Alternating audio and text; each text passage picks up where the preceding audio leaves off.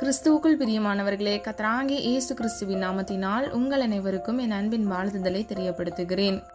கர்த்தர் இன்று உங்களுக்காக கொடுக்கும் வாக்குத்தத்த வசனம் உபாகமம் 4வது அதிகாரம் 31வது வசனம். உன் தேவனாகிய கர்த்தர் இரக்கமுள்ள தேவனாய் இருக்கிறபடியால் அவர் உன்னை கைவிடவும் மாட்டார், உன்னை அழிக்கவும் மாட்டார். ஹல்லேலூயா.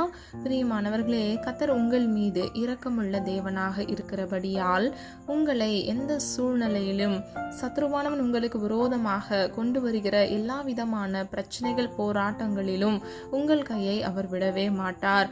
அவர் உங்களை கைவிடாத தேவனாக இருந்து உங்களை காத்துக்கொள்வார், உங்களை மீட்டுக் கொள்வார்.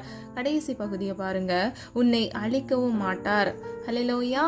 அதாவது கர்த்தர் உங்கள் வாழ்க்கையில் நீங்கள் செய்கிற அக்கிரமங்கள், மீறுதல்கள், குற்றங்கள் நிமித்தமாக உங்களை அழிக்காதபடிக்கு உங்களை அவருடைய இரக்கத்தினால் உங்களை பாதுகாப்பார். ஹல்லேலூயா. தன் பாவங்களை அறிக்கையிடுகிறவன் வாழ்வடைவான், அவைகளை அறிக்கை செய்து விட்டு விடுகிறவனோ இரக்கம் பெறுவான் என்று வேதம் சொல்லுகிறது. பிரியமானவர்களே, உங்கள் அக்கிரமங்கள், பாவங்களை கர்த்தருடைய சமூகத்தில் அறிக்கை பண்ணும் பொழுது நிச்சயமாக கர்த்தர் உங்கள் பாவங்கள், தப்பிதங்களிலிருந்து உங்களை அழிக்காதபடிக்கு உங்களை பாதுகாப்பார். ஹல்லேலூயா. இந்த வசனத்தில் சொல்லப்பட்டது போல அவர் உங்கள் தேவனாகிய கர்த்தர் உங்களுடைய தேவனாக, இரக்கமுள்ள தேவனாக இருப்பார்.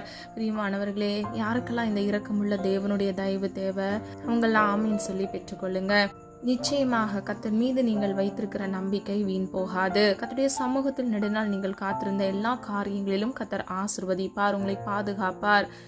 ஜெபம். அன்பின் பிதாவே, அப்பா, எங்களை முது கரத்தில் ஒப்பு கொடுக்கிறோம். அறிந்தும் அறியாமல் செய்த தவறுகளை மன்னிங்க. எங்களிடத்தில் அநேக குற்றங்கள், குறைகள் உண்டப்பா, தயவாய் மன்னிங்க. நீர் விரும்புகிற பரிசுத்தம் எங்களுக்கு வேண்டும் ஆண்டவரே. அப்பா, இந்த வசனத்தில் சொல்லப்பட்டது போல உடைய பிள்ளைகளுக்கு இரக்கமுள்ள தேவனாக இருக்கிறீர், அதற்காக நன்றி அப்பா. தாய் தன் பாலகனை மறந்தாலும் அப்பா, நீர் எங்களை மறவாதவர் தகப்பனே, எங்களை கைவிடாத தேவன் அப்பா. ஒவ்வொரு பிள்ளைகளுடைய வலது கையை பிடித்து நீர் வழிநடத்தி சொல்லும்படியாய் ஜெபிக்கிறேன் ஆண்டவரே. பிள்ளைகள் வாழ்க்கையில் இருக்கக்கூடிய எல்லா தடைகள், ஆசீர்வாத தடைகள், பிரச்சனைகள், சத்ருவின் போராட்டங்கள் எல்லாவற்றிலும் இருந்து இயேசுவின் நாமத்தினால் ஒரு விடுதலையை கட்டளையிடுங்க தகப்பனே. குமாரன் விடுதலையாக்கினால் மெய்யாகவே விடுதலையாவீர்கள் என்று வேதம் சொல்லுகிறதப்பா.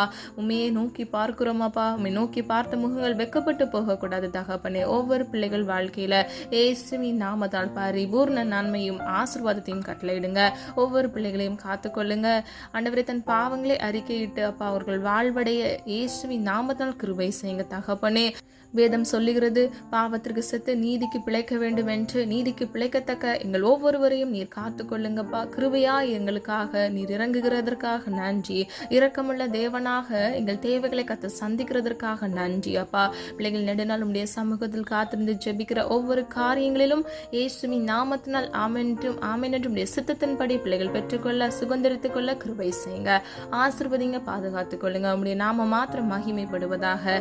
இயேசுவின் மூலம் ஜெபிக்கிறோம் பிதாவே, ஆமீன். God bless you.